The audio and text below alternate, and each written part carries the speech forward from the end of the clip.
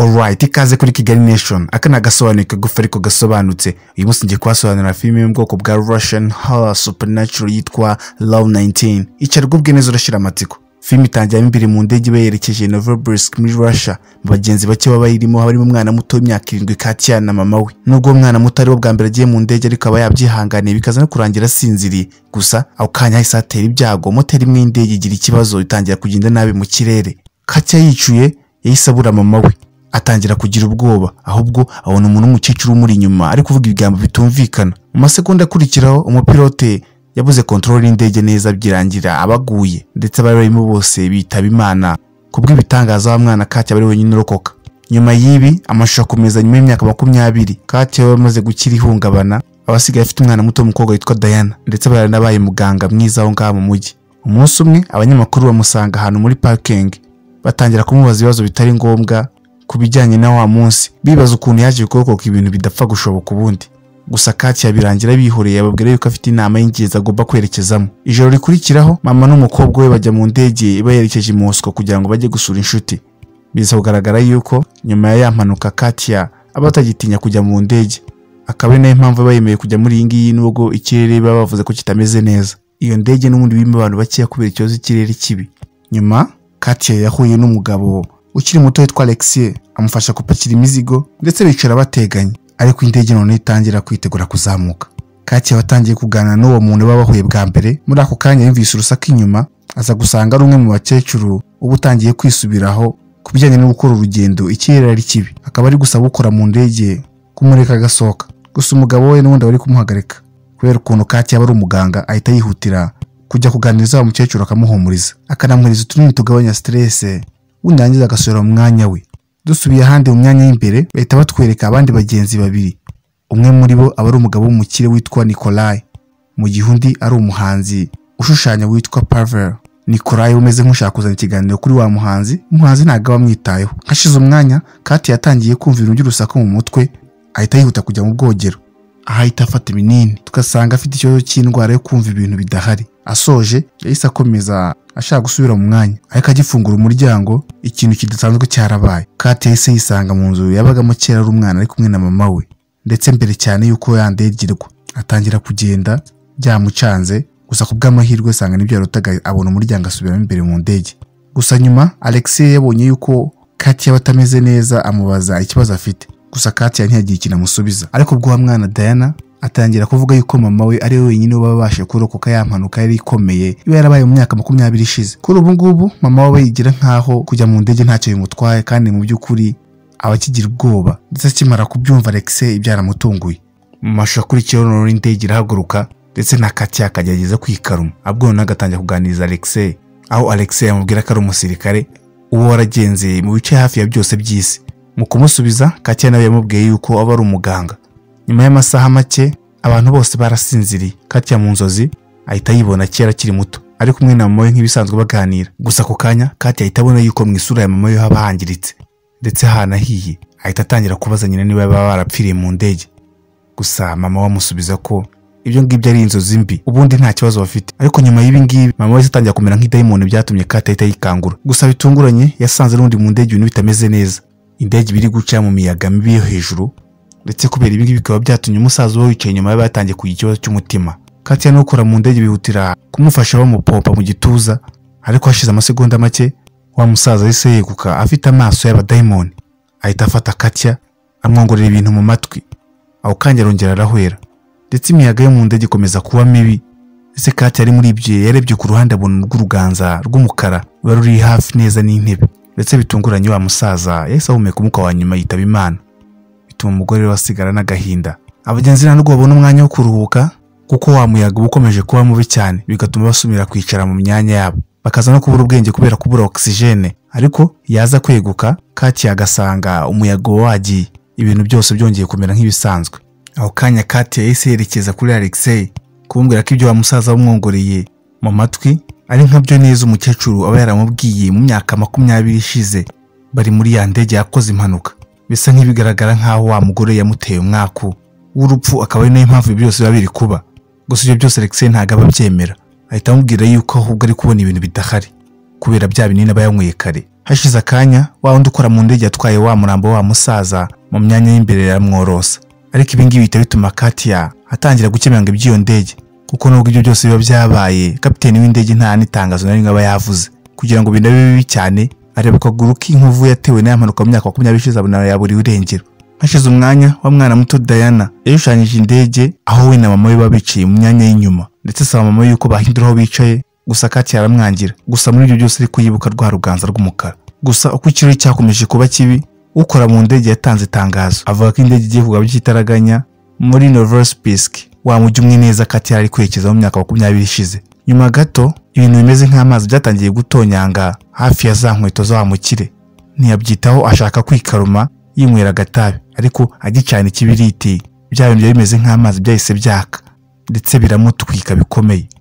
Katia n'abandi bagenzi baje gutanga ubufasha, gusa igihe bahagereye basanze yamaze gushya. Mu gihe ukora mu ndege yagiye kumuzanira ubutabazi bw'ibanze, Katia nayo yerekeza kujya kureba umukobwa we, ariko mbere neza akamugeraho yarongeye abona rwa ruganza rumeze ukuntu rumucunga inyuma y'intebe.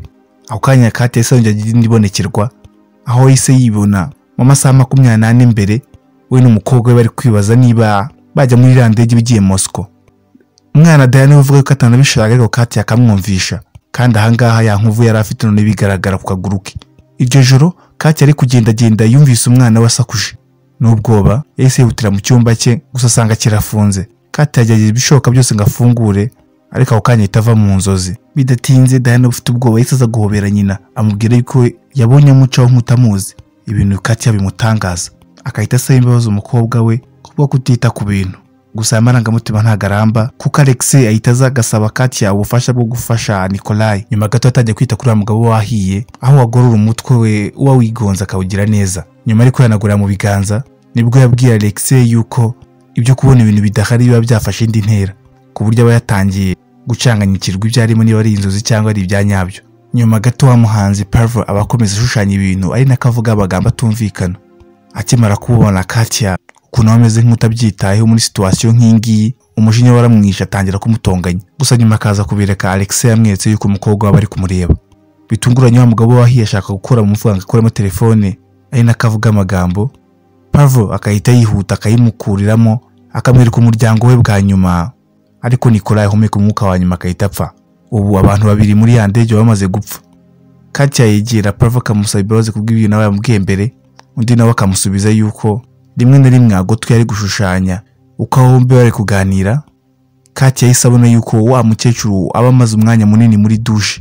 Aho kanya akahita yihutira kujya kureba, gusa ukora mu ndege akamubwira gusubira mu mwanya we. Gusa Katia nta n'umwe ukiri kumuhereza amabwiriza. Bagitangira kuburana, ukora mu ndege yahise amureka ajya kureba. Bafunguye aho bogera basanze nta muntu urimo. Atunguwe Katia ari gushaka kwisubira mu byicaro, aho kanya yahise abona wa musaza wari wapfuye amusunika, ndetse ibindi bintu by'ibiganza by'umukara bitangira kumukururira hasi bishaka kumwica.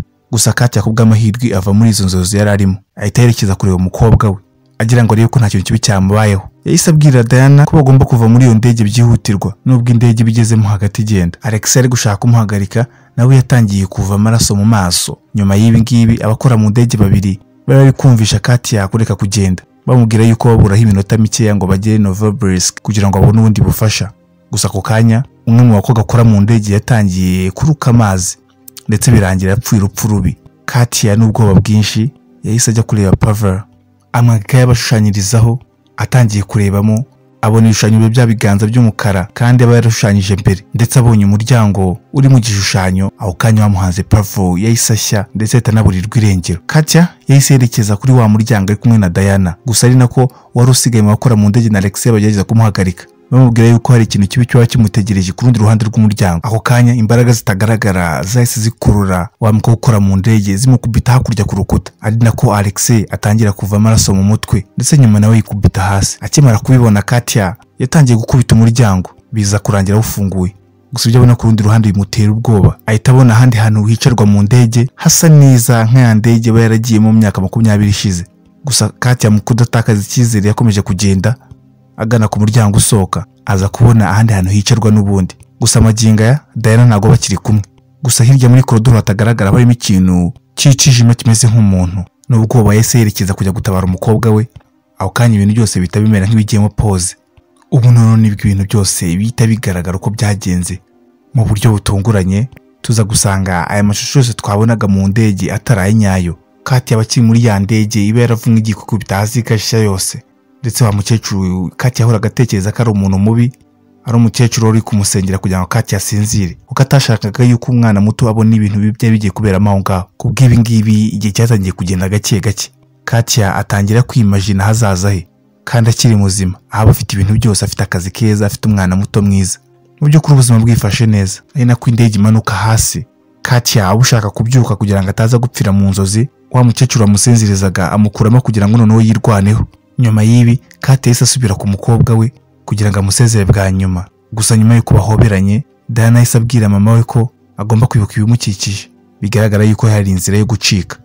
Ako kanya Katia yahise yibuka ya foto umwana we yashushanyije kare, yagaragazaga yuko babicaye ku mwanya wa nyuma.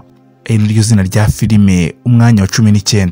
Mu mashusho akurikiyeho badusubiza muri ya ndege bigiye kugwa mu myaka 20 yashize. Bitunguranye ba bantu neza yaganiraga nabo ahazaza babari no muri iyi ndege. Bitunguranye umusaza agafatwa n'umutima, mama wa Katia akihutira kujya kumufasha. Nyuma y'iminota mike indege neza igiye kwikubita hasi, Katia ukiri mutoya akahita yerekeza kwicara kuri wa mwanya wa 19, ndetse ari mu nzira agahura na mama we na Alexei no bafasha kubicaza kuri wa mwanya, ariko mbere yuko yicara we igaturika bikarangira bipfiriyemo. Ndetse nyuma y'anga indege ikikubita mu mazi igashwanyukamo udupande, biza kugaragara yuko nta muntu wigeze uyirokoka. Gusa kubw'ibitangaza Katia na mama we bakaba barokotse, kubera ukuntu umwana we yatekereje byihuse nibo bonyine basigara batanakomeretse, kuko cya gice kiba kirimo 19 nicyo cyonyine kiba kitangiritse. Filime irangira bose bari kurira amarira y'ibyishimo bishimira ukuntu Imana ibabahaye amahirwe ya kabiri mu buzima. Filime yacu uyu munsi naho irangiriye. Turabashimiye, tubasaba like, share ndetse na comment.